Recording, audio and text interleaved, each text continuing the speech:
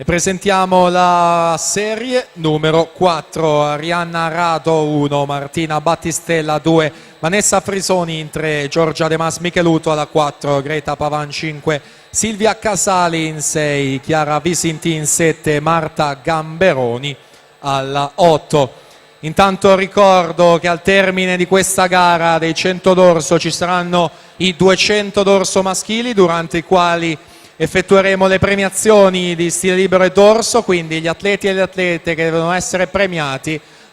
li invitiamo a portarsi per tempo in zona podio Gazzotti, Zannoni, Bressan, Frigo, Lombini, Vimercati e anche le ragazze del dorso in zona podio durante la gara dei 200 d'orso maschili.